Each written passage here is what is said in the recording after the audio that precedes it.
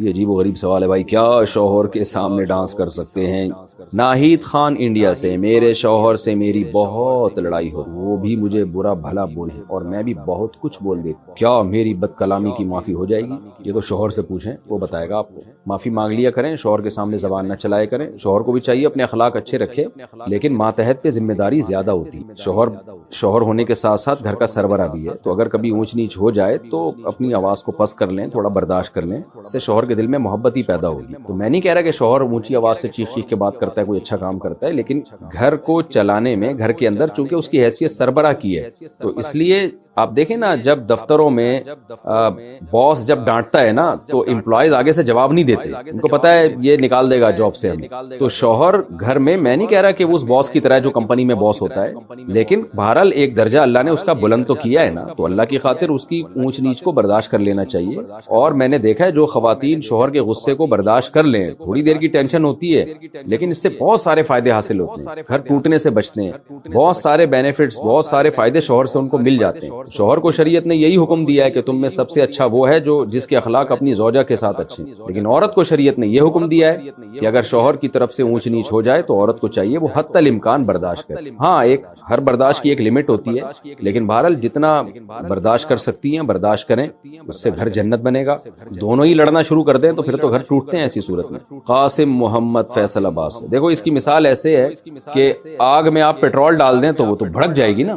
آگ میں ہمیشہ پانی ڈالا جاتا ہے. شوہر غضبناک ہے، جیسے توے پہ بیٹھا ہوا ہے، ایسا ہی ہوتا ہے عام طور پہ، 2 فٹ اچھل رہا ہے، تو بیوی بھی اسی طرح اچھلنا شروع کر دے. اس کا مطلب تو ہے وہ پہلے آگ لگی ہوئی تھی، آپ نے اس میں پیٹرول ڈال دیا، اس کا رزلٹ کیا نکلے گا؟ تباہ ہو جائے گا گھر. ہم نے اپنے بڑوں میں دیکھا ہے، ایک کو غصہ آتا تھا دوسرا تھوڑا برداشت کر لیتا، بہت دیکھا ہے ہم نے. شوہر کو پتا ہے بیوی بہت تپی ہوئی آج تو تھوڑا سا میں برداشت کر لوں، بیوی کو پتا ہوتا ہے آج میرے میاں کا میٹر شارٹ ہے تو تھوڑا سا آج میں اپنی زبان پہ کنٹرول کر لوں. تو کنٹرولنگ سسٹم ہی ختم ہو رہا ہے، اور یہ ڈرامے فلمیں میڈیا نے برباد کیے. زیادہ تر فلموں میں چیخ چیخ کے، ڈراموں میں چیخ چیخ کے جب دکھاتے نا شٹ اپ، یہ کرو وہ کرو اور دفع ہو جاؤ، تو یہی چیزیں ماشاءاللہ گھر میں چلیں گی. یہ سب چیزیں ہمارے لاشعور پہ اثر کرتی ہیں اور انسان لاشعوری طور پر انہی چیزوں کو اختیار کرنا شروع کر دیتا. بہرحال عورت کے لیے شوہر کا بہت بڑا حق ہے. نبی نے فرمایا جس عورت کا شوہر راضی نہیں ہے وہ عورت جنت میں نہیں جا سکتی. اور یہ اس شوہر کے بارے میں جو بیسک حقوق پورے کر رہا ہو، بیسک حقوق، اونچ نیچ تھوڑی بہت ہر گھر میں ہوتی.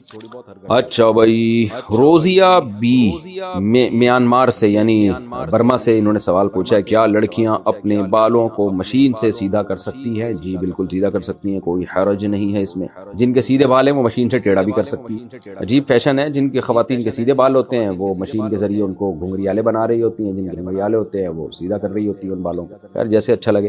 ممبئی انڈیا سے: میں اپنی خالہ کی بیٹی کو پسند کرتا ہوں اور وہ بھی مجھے پسند کرتی ہے، کیا ہم دونوں واٹس ایپ پر بات کر سکتے ہیں؟ شریعت میں اس کا کیا حکم ہے؟ اگر پسند نہ کرتے ہوتے نا تو کوئی ضرورت کی بات کی گنجائش ہوتی، چونکہ پسند کرتے ہیں اس لیے بالکل گنجائش نہیں. آپ نکاح کر لیں، اس سے نکاح ہو جائے پھر آپ بات چیت کریں. نکاح نہیں ہے تو آپ کے لیے نامحرم ہے اور فتنے کا شدید خطرہ ہے اس میں. آپ کے ڈیزائرز اس کے لیے، اس کی خواہشات آپ کے لیے، تو یہی تو غیر محرم سے جائز نہیں. ایسا رشتہ آپ کے لیے جائز نہیں ہے واٹس ایپ پہ اس سے بات چیت. یہ پیکیج آپ کے لیے تو ہے ہی نہیں. ویسے تو کسی کے لیے بھی نہیں ہے اپنی خالہ زاد بہن سے بے تکلف ہونا، کیونکہ وہ سگی بہن نہیں ہوتی، لیکن بہرحال ضرورت کے وقت بات کرنی پڑ جاتی ہے بعض دفعہ. لیکن آپ کا تو کیونکہ ایک دوسرے کی طرف میلان ہے، آپ کے لیے تو ضرورت کے وقت بھی بات صحیح نہیں ہے، بلکہ کسی کے ذریعے سے کوئی بہت ضروری بات بھی ہو تو کسی ذریعے سے پیغام دے لو کہ آپ کے خراب ہونے کا بہت خطرہ ہے، بہت خطرہ. اویس صاحب کشمیر سے کہتے ہیں: کیا شادی سے پہلے لڑکا اور لڑکی کے نام کا جوڑ دیکھنا ضروری ہے؟ نام کا کوئی جوڑ ووڑ نہیں ہوتا.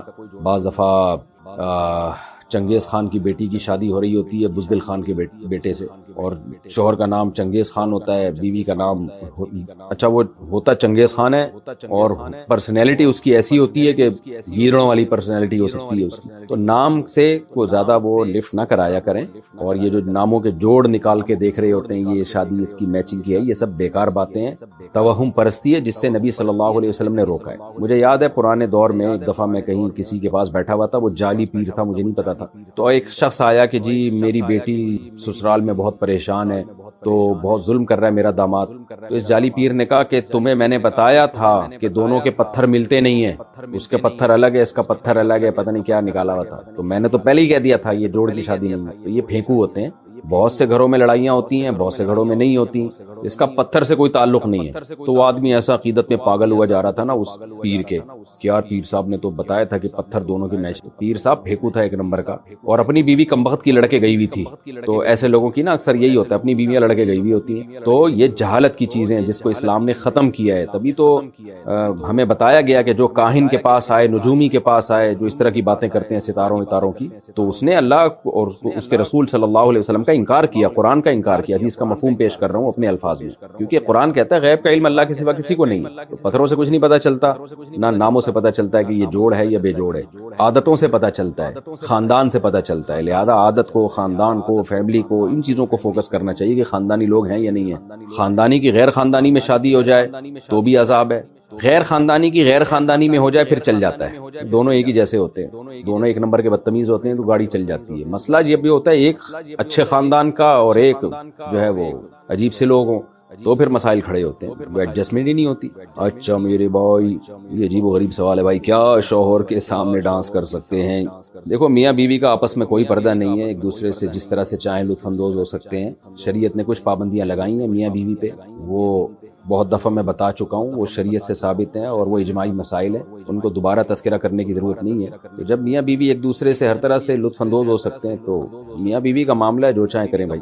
بعض علماء اسے ناجائز کہتے ہیں بیوی کا شوہر کے سامنے ڈانس کرنا، لیکن اس کے ناجائز ہونے کی کوئی دلیل نہیں ہے۔ تو بعض بڑے متدین علماء سے میں نے یہ مسئلہ سنا ہے، وہ کہتے ہیں کہ اس کے ناجائز ہونے کی کوئی دلیل نہیں ہے۔ تو بعض دفعہ ٹھیک ہے، جو علماء ہیں، مشائخ ہیں، ان کا ایک مقام ہوتا ہے، مرتبہ ہوتا ہے، ان کو اپنی بیوی پہ بھی یہ چیز پسند نہیں ہے کہ وہ ہمارے سامنے ڈانس کرے، لیکن یہ کہ ظاہر ہے شریعت پر آپ اپنے مزاج کو نہیں داخل کر سکتے۔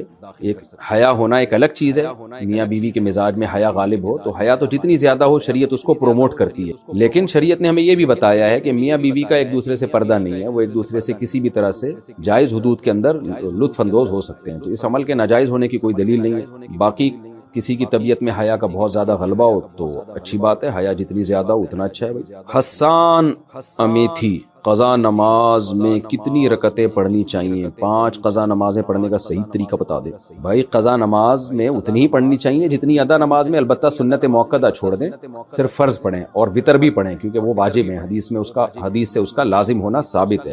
ان اللہ زادکم صلاۃ الا وہی الوتر، صحیح حدیث ہے، اللہ نے ایک اور نماز کا اضافہ کر دیا، وہ وتر ہے۔ من لم یوتر فلیس منا، جو وتر نہیں پڑھتا وہ ہم میں سے نہیں ہے۔ تو اس لیے دو رکعت فجر کی، ہاں جو نمازیں سفر میں قضا ہوئی ہیں اگر ان کو آپ اپنے مقام پہ پڑھیں گے تو وہ 2 رکعتیں ہی رہیں گی، وہ 4 نہیں ہو جائیں گی، اور جو نمازیں آپ کی مقام پہ قضا ہوئی ہیں وہ اگر سفر میں قضا پڑھیں گے تو 4 رکعتیں ہی پڑھیں گے آپ۔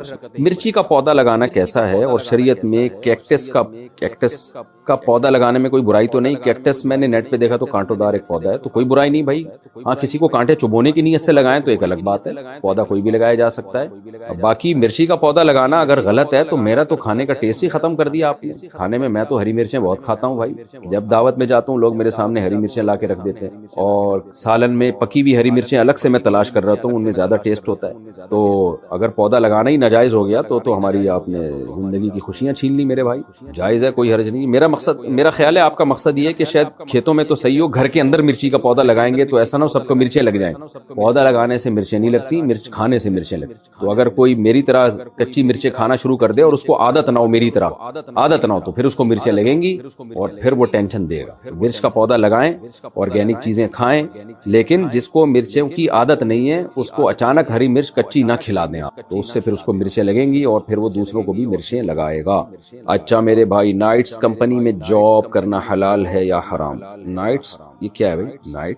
نائٹ شفٹ شاید مراد ہوگا، یعنی نائٹ ڈیوٹی جو کرتے ہیں، جائز ہے، کام حلال ہے تو جائز ہے۔ جاوید صاحب دہلی سے، انڈیا سے، میں جیسے ہی استنجا کرتا ہوں تو فوراً پیشاب کا قطرہ آ جاتا ہے، پھر دوبارہ استنجا کرنے کے بعد بھی ہلکا پھلکا قطرہ آ جاتا ہے، تو میں اس صورت میں کیا کروں؟ کیا نماز ادا ہو جائے گی؟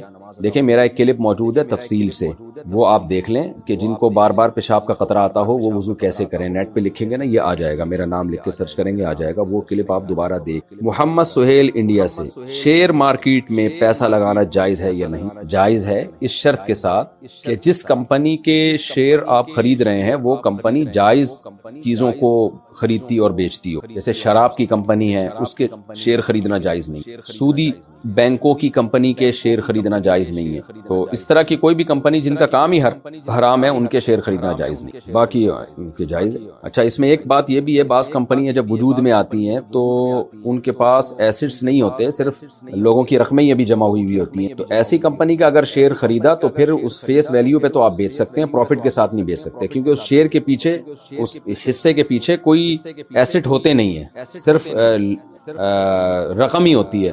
تو وہ شیئر بیچنا اصل میں وہ رقم کو رقم کے بدلے میں بیچنا کہلائے گا، اور شریعت کا حکم یہ ہے کہ جب آپ کرنسی کو اسی جنس کی کرنسی میں بیچیں، جیسے پاکستانی روپیے کو پاکستانی روپے میں بیچیں، ڈالر کو ڈالر کے بدلے میں، تو برابری ضروری ہے، اور اس میں کمی بیشی جائز نہیں۔ اور اگر اس کمپنی کے ایسٹس ہیں، جیسے عام طور پہ کمپنیوں کے ہوتے ہیں، وجود میں آ گئی ہے، اس کے پیچھے یعنی کچھ چیزوں کی خرید و فروخت کر لی ہے، پھر شیئر کو آپ نفع اور نقصان پہ بیچ سکتے ہیں، لیکن شیئر پہ قبضہ ہونے کے بعد، یعنی وہ آپ کے نام ٹرانسفر ہو جائے، اور اس میں بھی اسپاٹ سیل ہوگا، اس میں آپ فیوچر سیل، فارورڈ سیل یہ جائز نہیں۔ کیا بغیر وضو کے موبائل میں قرآن شریف پڑھ سکتے ہیں؟ اظہر صاحب عمر کوٹ سے، کیا امام کے پیچھے سمیع اللہ لمن حمیدہ کہہ سکتے ہیں؟ کسی نے کہہ دیا تو گناہ نہیں ہے، لیکن خلاف سنت ہے۔ امام کہے گا سمیع اللہ لمن حمیدہ، آپ صرف یہ کہیں گے ربنا لک الحمد یا ربنا لک الحمد حمدا کثیرا طیبا مبارکا فی، یہ بھی کہہ سکتے ہیں۔ زوجہ منصور، کیا بخاری شریف کو حیض یا نفاس کی حالت میں پڑھا یا ہاتھ لگایا جا سکتا ہے؟ جی جا سکتا ہے، احتیاط، اگر کوئی بہت زیادہ حدیث کا ادب کرے تو بہت اچھی بات ہے، لیکن بہرحال جائز ہے۔ کیا حافظ قرآن پینٹ شرٹ پہن سکتا ہے؟ آج کل تو مارکیٹ میں بہت، ہمارے بچپن میں ایک حافظ قرآن تھا، پہلے رواج ہی نہیں تھا کوئی حافظ قرآن پینٹ بھی پہنے، وہ اسنوکر کھیلتا، ڈبو کھیلتا اور پھر پینٹ شرٹ بھی پہنتا، تو اس کو لوگ ڈسکو ملا کہتے تھے۔ تو دیکھیں، علماء کا لباس ہمیشہ سے ڈھیلا ڈھالا رہا ہے۔ سعودی عرب میں آپ جائیں، وہاں کے علماء جبہ پہنتے ہیں، مسقط کے علماء خاص قسم کی عبایا جبہ ہے، بڑا خوبصورت ہوتا ہے۔ قطر میں، پوری دنیا میں ایسا ہی ہے۔ تو یہاں پاکستان میں علماء مشائخ اکثر شلوار قمیض پہنتے ہیں، کلیوں والا کرتا پہنتے ہیں، تو لباس اپنے کلچر والا ہی پہننا چاہیے، اور وہ لباس جو علماء صلحاء میں رائج ہو۔ باقی پینٹ شرٹ پہننا بھی جائز ہے، ناجائز نہیں، لیکن افضل یہی ہے کہ آپ ڈھیلا ڈھالا لباس پہنیں جو علماء صلحاء کا عام طور پر لباس دنیا میں رائج ہے۔ احمد صاحب انڈیا سے، اگر بتی پر دم کر کے پڑھنا کیسا ہے؟ کیوں اس کی تکلف کی ضرورت کیا ہے؟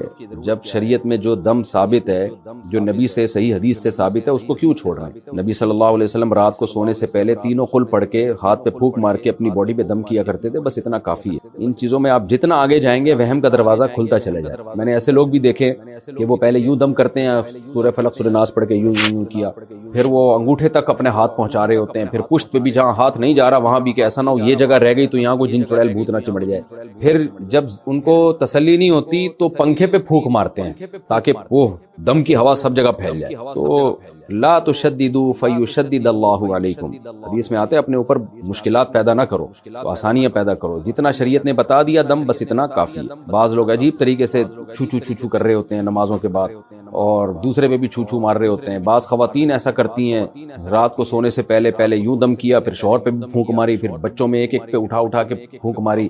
تو بس اتنا کافی ہے بھائی، ایک دفعہ بچے کو آپ سورہ فلق سورہ ناس پڑھ کے ایک دفعہ دم کر دیں، وہ تو اچھی بات ہے، بس کافی ہے اتنا۔ زیادہ اس میں وہم کرنا، اٹھ کے رات کو پھونکے مارنا اور پنکھوں میں پھونکے مارنا، یہ نہیں دیکھ رہے ہوتے کہ ایگزاسٹ فین لگا ہوا ہے، وہ ساری پھونک باہر نکل گئی ہے آپ کی۔ اب یہ وہمی لوگ میری یہ بات سن کے اور ٹینشن میں آ جائیں گے کہ یار ہماری تو ساری پھونکیں ضائع ہو گئی، مفتی صاحب نے تو ہماری پھونک ہی نکال دی۔ جتنا وہم کرو گے اتنا پاگل ہو جاؤ۔ اگر کسی شخص نے عمرہ یا حج کی حالت میں غلاف کعبہ کو چوم لیا، کیونکہ غلاف کعبہ پر خوشبو لگی ہوئی ہوتی ہے اور احرام میں خوشبو لگانا منع ہے، تو کیا دم دینا واجب ہوگا یا نہیں؟ بہت اہم مسئلہ ہے۔ لوگ احرام کی حالت میں حجر اسود کا بوسہ بھی لے رہے ہوتے ہیں، اور بعض دفعہ غلاف کعبہ پر خوشبو لگی ہوئی ہوتی ہے، اس کو چوم لیتے ہیں۔ تو اگر آپ کو پتا ہو کہ غلاف کعبہ پر خوشبو لگی ہے، یا پتہ نہ بھی ہو لیکن آپ نے غلاف کعبہ کو چوما یا ہاتھ لگایا اور اس سے خوشبو آپ کے ہاتھ پہ لگ گئی، اسی طرح آپ نے حالت احرام میں حجر اسود کا بوسہ لیا اور خوشبو آپ کے ہونٹوں پہ لگ گئی، تو یہ ٹھیک نہیں ہے، چاہے آپ کو پہلے سے پتا ہو یا پتہ نہ ہو۔ عام طور پہ غلاف کعبہ پہ ہر جگہ خوشبو نہیں لگی ہوئی ہوتی۔ میں نے بھی الحمدللہ اللہ نے مجھے توفیق دی ہے حج عمرے کی، تو مخصوص جگہ ہیں جہاں غلاف کعبہ پر خوشبو لگائی جاتی ہے۔ نارملی غلاف کعبہ پر میرے ابھی تک جب تک جو میں نے اسفار کی اس میں نہیں، البتہ حجر اسود پہ خوشبو لگی ہوتی ہے۔ تو اس میں مسئلہ یہ ہے کہ اگر آپ نے خوشبو والی جگہ کو چوم لیا حالت احرام میں، تو مختلف اقوال ہیں اس میں کہ کتنی مقدار میں خوشبو لگنے سے دم واجب ہو۔ تو اس میں بنوری ٹاؤن کا فتویٰ نقل کر رہا ہوں۔ وہ فتویٰ یہ ہے کہ اگر بہت زیادہ مقدار میں خوشبو لگی ہے، یعنی آپ نے حجر اسود کا بوسہ لیا یا غلاف کعبہ کو چوما آپ نے، تو بہت زیادہ اگر تیز خوشبو ہے تو پھر آپ کے ہونٹوں کے 1/4 یعنی 1/4 حصے پر اگر خوشبو لگے گی تو دم دینا واجب ہو جائے گا، اور اس سے کم پہ اگر لگے گی تو دم واجب نہیں۔ اور اگر اس سے یعنی بہت تیز خوشبو نہیں ہے تو پھر کیا ہوگا کہ پھر صدقہ واجب ہوگا آپ کے اوپر، دم واجب نہیں۔ اگلا سوال ہے جی، اچھا صدقے سے کیا مراد ہے؟ صدقہ فطر۔ صدقہ فطر کا مطلب 2.25 کلو گندم، اور بعض علماء کے نزدیک 2 کلو گندم کی قیمت۔ تو خلاصہ کیا نکلا کہ اگر 1/3 عضو پر خوشبو لگ جائے، تیز خوشبو، 1/4 عضو پر تیز خوشبو لگ جائے تو دم واجب ہوگا۔ اگر 1/3 عضو سے کم پہ تیز خوشبو لگی ہے تو دم واجب نہیں۔ اور اگر خوشبو ہلکی ہے، عام طور پر میرا خیال ہے ہلکی خوشبو ہی ہوتی ہے، ایسی نہیں ہوتی کہ آپ نے حجر اسود کو بوسہ دیا تو آپ کے ہونٹ سے بہت تیز خوشبو آنے لگے، تو پھر پورے ہونٹوں پہ جب تک وہ نہیں لگے گی اس وقت تک دم واجب نہیں، یا پورے ہاتھ پہ جب تک نہیں لگے گی دم واجب نہیں۔ تو ایسی صورت میں صدقہ واجب۔ صدقہ کا مطلب 2.25 کلو گندم یا 4.5 کلو کھجور وغیرہ کے بقدر جو ہے آپ ریال صدقہ کر دیں۔ ویسے بھی جب ہم حج یا عمرہ کرتے ہیں نا تو واپسی پہ یعنی احرام سے نکلنے کے بعد چند ریال صدقہ کر دینے چاہیے، تاکہ احرام کے خلاف کوئی کام اگر ہم سے ہو گیا ہو تو صدقے سے اس کی تلافی ہو۔ اور یہ نیت کر لینی چاہیے کہ مجھ سے کوئی احرام کی پابندیوں میں کچھ مخالفت ہو گئی ہو تو یہ اس کی یعنی اس کی تلافی ہوگی اس سے۔